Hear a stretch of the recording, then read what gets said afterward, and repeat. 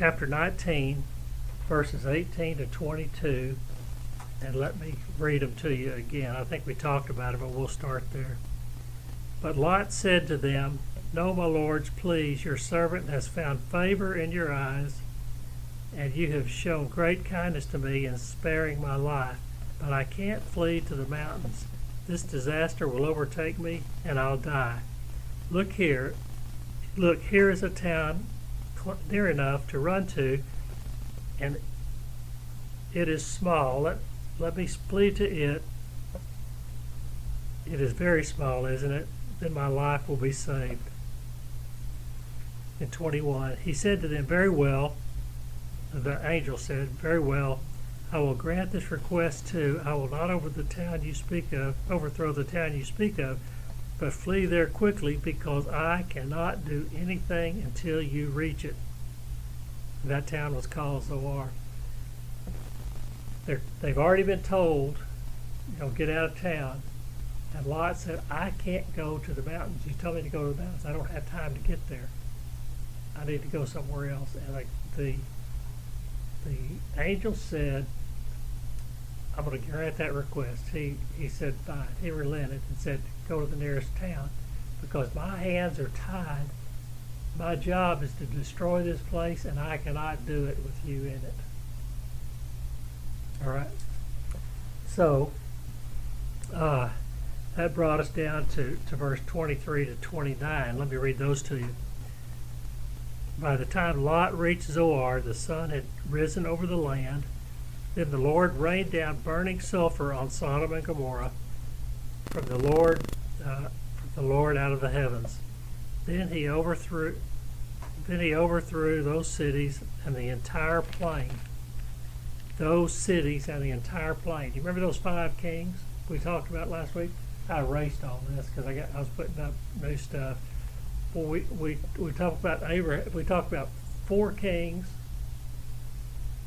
from the lineage of Shem, and 5 kings from the lineage of Ham. We're going to have the first recorded war in the Bible, and the 5 kings got whipped by the 4 kings. Those 5 kings were kings of the city of the plain. These cities that are going to be destroyed. It's those cities right there he's talking about. In 25, he said, "Thus he overthrew those cities and the entire plain." It's 5 cities. They're right down here, right down in that area. There's the Dead Sea, right around in that area. If you recall, last week we talked about before Sodom and Gomorrah being destroyed, the Dead Sea didn't exist. Remember, Lot looked out over the plain and he saw nothing but green grass, well-watered fields and all that? So that's what this is. Now 25, he's saying, "Thus he overthrew those cities and the entire plain, including all those living in the cities, and also the vegetation of the land." So all that prettiness that Lot saw, gone. And left a 1,400-foot Dead Sea, 1,400 feet deep at one end. But Lot's wife looked back, and she became a pillar of salt. The angel said back in 16 and 17, "Flee for your lives. Don't look back. Don't stop." Then he told them, "Flee again." Those 4 things he told them. That's pretty direct. If you're not obedient to that, what happens? Lot's wife looked back. She violated all of them, all 4 of those things. She didn't flee. She didn't look. She looked back. She stopped and looked back, and she didn't flee again. So that's what happened to her. All right.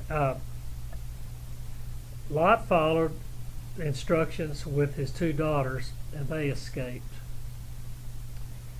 I assume the sons-in-law, remember the sons-in-law mocked Lot. The angels told them you need to get out, and the sons-in-law said, "You gotta be kidding, this is a joke, right?" So I'm assuming they didn't go. So you know where they are now, up in smoke. And they were prospective. They weren't married yet. Yeah, it's beside the point. There's a strong relationship with the daughters. The And they betrothed. just laughed about it, and I just have to Yeah. Be careful when the angel of God comes to you. Which, You better listen. yeah, of course they didn't know it at the time. Lot's wife stopped to look back. As it said, verse 26, Lot doesn't seem to have been that tied to the life in Sodom. He left. Once he was convinced, I need to get out, he was gone. Not so with his wife. However, I take from his wife's reaction that she was sad about leaving a life she didn't have that much trouble with. All of her memories, all of her furniture, her house, she was tied to the world. That's why she was at. She was regretting, leaving. Can't think about this. You remember why Lot went there? This just dawned on me the other day, Wayne. Do you remember why Lot went there in the first place? He and Abraham had become wealthy. I'm assuming Abraham was very wealthy. He had gold and silver and herds. But the reason they separated was, if you recall, Lot had a lot of herds too, and they kept commingling, and the shepherds were having trouble keeping them separate. And Abraham said, we need to separate. You take first pick. And Lot said, I'll take I remember the that. green, watered plain. So that means he had a lot of sheep, cattle, elephants, donkeys, whatever he had. He took it with him. What did he leave with? Nothing.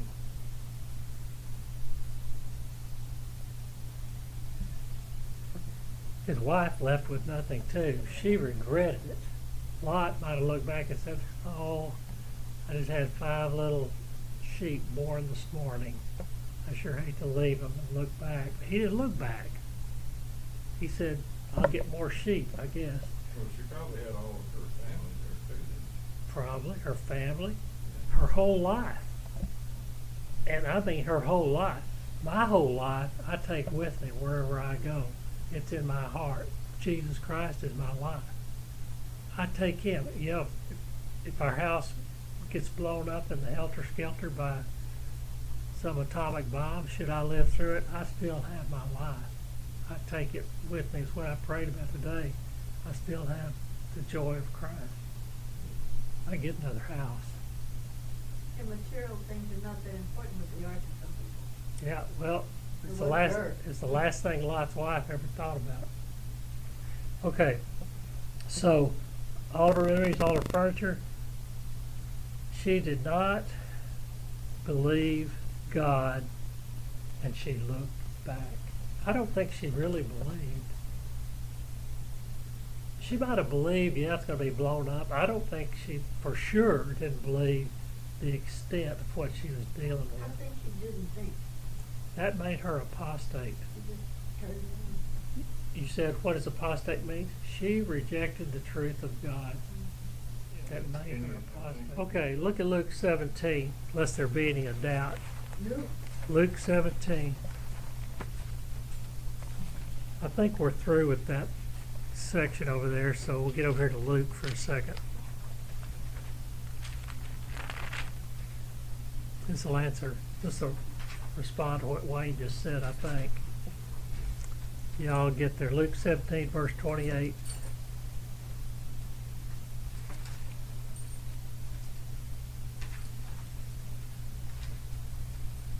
Okay, got it. Y'all got it?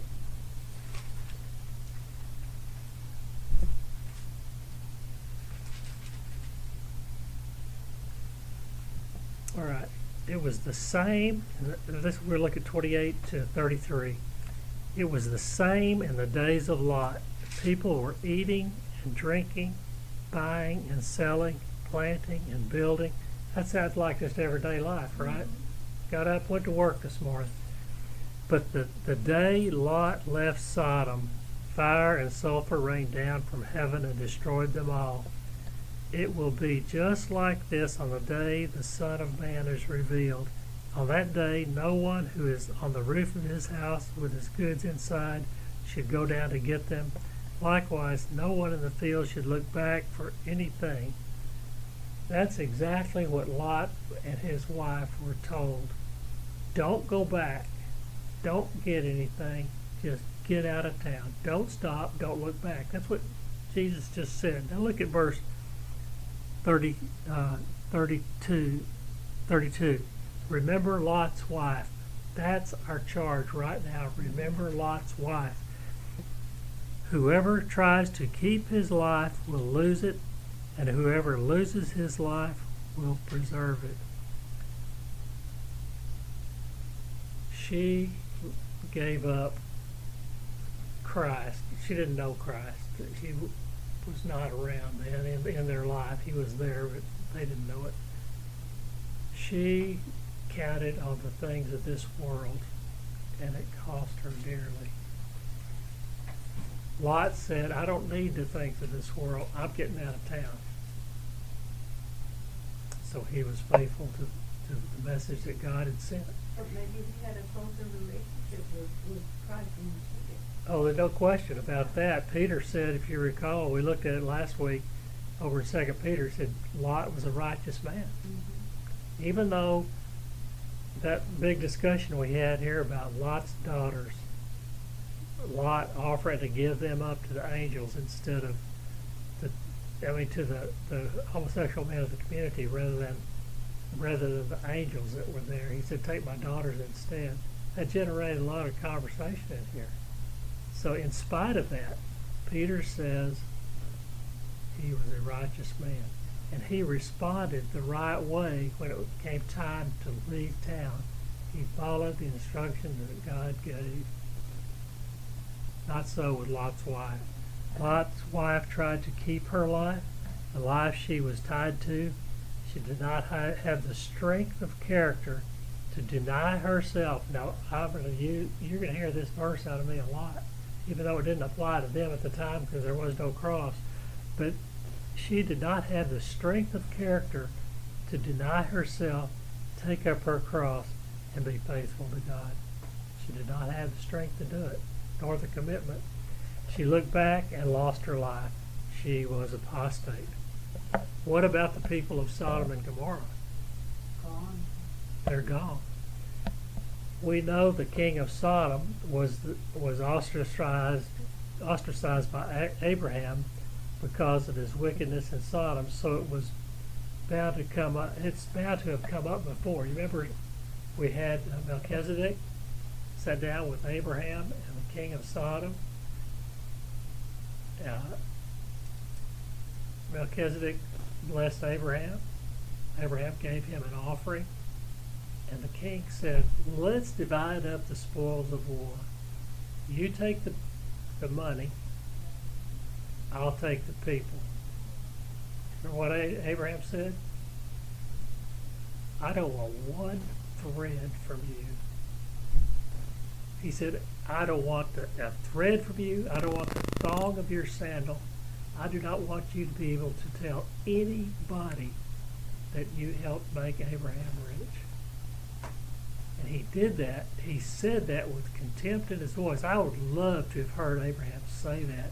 He had contempt in his voice. I can hear it because he knows what's going on in Sodom. Is a wickedness beyond all comprehension, but it's been a wickedness that's been in the world since the beginning. It was all over Asia Minor where Paul was preaching in the Greek world. It was common then. So it's not like it's a new thing. It's always been there. Besides all that, look at Romans 1, 18 to 20.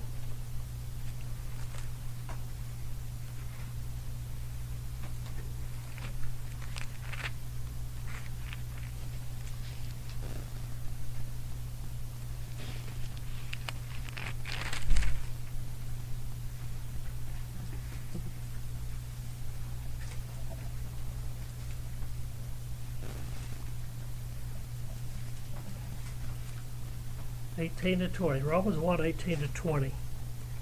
The wrath of God is being revealed from heaven against all of the godlessness and wickedness of men who suppress the truth by their wickedness. Since what may be known about God is plain to them because God has made it plain to them. God made it plain to them. You don't have to worry about somebody coming to tell you. Even if you don't hear it from somebody, God has made it plain.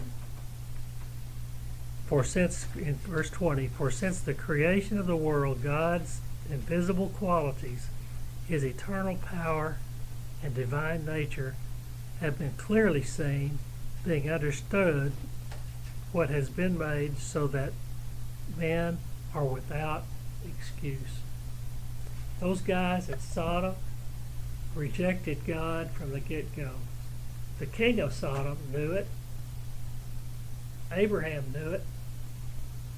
They had every opportunity to accept the truth of God, but they decided, we don't need that. We like going after strange flesh, just like it says in Jude 7 in the King James Version. Going after strange flesh. That means man on man, woman on woman. Not the way God intended man with woman in the context of marriage. They said, that's the way we want it. We don't want it like you said. If that's not enough for you, look at verse 21. For although they knew God, they neither glorified him as God nor gave thanks to him, but their thinking became futile and their foolish hearts were darkened. You get to a point, that's the same as having a hardened heart. You get to a point, your heart starts out soft and pliable. But over time, you reject God, and you reject him again, and you reject him again. You say no to him. Let's put it that way. You say no to him. And then you say no to him. Then you say no to him. And over a period of time, your heart, with every time that you say no, your heart gets a little bit harder and darker, and eventually it gets to a point where it's not going to change. It's going to be so hard, God's word is just going to bounce off of it. And look what he says. See if I can go right to it.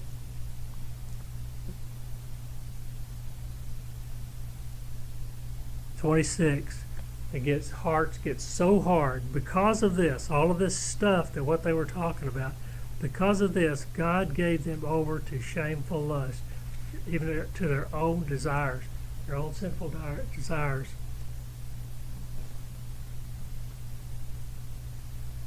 Eventually, God will give you what you ask for. You want to be bad? He says, go ahead. Eventually, Yeah. these guys at Sodom and Gomorrah, you know, what we want to do, we want to say that's a pronouncement against homosexuality. That's not what it is, though it is. It's a pronouncement against rejecting the truth of God. It's participation in sexual immorality of any kind, not just homosexuality.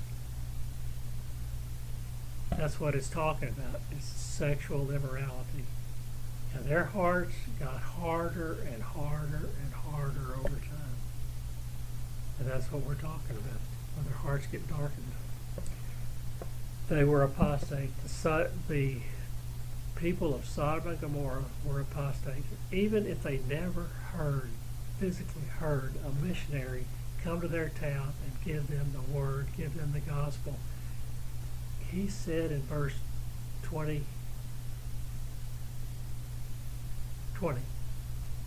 I've shown them enough of who I am and how I am, that they are without excuse. Not that simple. Okay, here's the last two comments on that, and we're probably just going to stop right there.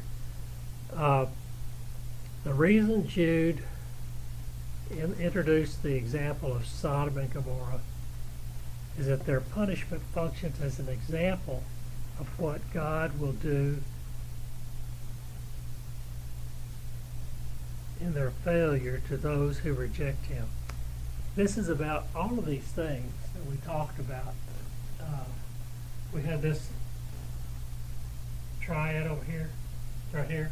We talked about the Israelites wandering in the wilderness. They rejected the truth of God and they got punished for it for the next, I guess, 38 years, total of 40 years of wandering in the wilderness because they rejected the truth of God. The angels who sinned, we talked about that. They rejected God and said, we're going to give up what we do for a living. We're angels. We're giving that up. We're going to give up where we live in heaven. We're going down to earth, and we're going to sin in a way that we want to live our lives the way we want to live them. And even though it is a sin against the way God intended for us to be, we're going to reject what he says. And then the people of Sodom and Gomorrah the same way. It's all three of those are about rejecting the truth of God. That's what being apostate is. It's rejecting the truth. Okay, we're not to look at this example. I may have already covered it. I'll read it anyway. We're not to look at this example of the sin of homosexuality and consider ourselves safe because we're not homosexual. All this time we talked about Sodom and Gomorrah and all the homosexuality was there. That doesn't mean we're safe because we're not homosexual. It means that we have to be careful about sexual immorality, period, whether it's homosexual or otherwise. That's what that's about. And we need to be clear on that. It's not a waste of time to sit here and talk about that. We're talking about sexual immorality. The example should be considered as any type of idolatrous, intentional, habitual sin which indicates we have rejected God. Ephesians 5 talks about it. Greed, sexual immorality, or any type of impure living. I've pulled that scripture up before many times, Ephesians 5. I guess that's the end of our lesson. I'll stop right there. But these lessons are about rejecting the truth of God.